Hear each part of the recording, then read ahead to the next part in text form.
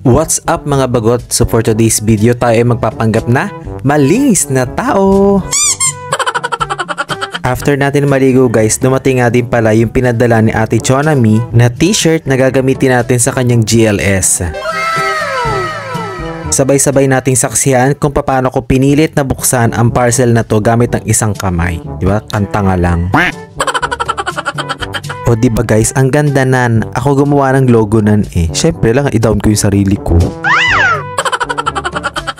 And again, maraming salamat Ate Chonami. God bless you more. At eto ako guys, sinusukat yung damit. O diba, ang fresh. Ay, sana all. Sana ikaw din. Charot na. Dito nagmotor ako papunta ng simbahan para magpanggap na mayaman na ninong. Pero ang totoo nan, kaya ako umatin talaga ng binyaga na to ay para bawiin din sa kain yung ipapakimkim ko mamaya.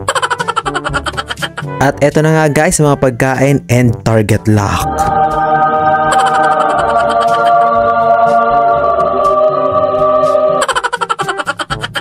Dahil Shanghai is live, syempre itong una kong tinira no.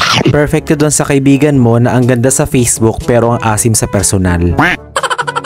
At inumpisahan ko ng bawiin ang aking pakimkim. At bilang isang low-key na patay gutom, nagpunta ako sa katabing bahay para kumain ulit ng Shanghai. What?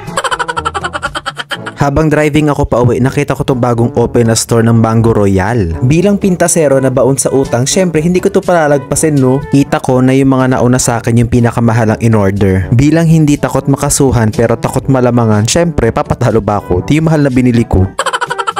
Hindi ko na ginawa ng food review yon dahil alam ko hindi na naman kayo bibili. Pakita ko na lang guys sa inyo na binoto ko yung mga tinulungan ako na i-check out yung nasa add to cart ko. Charot.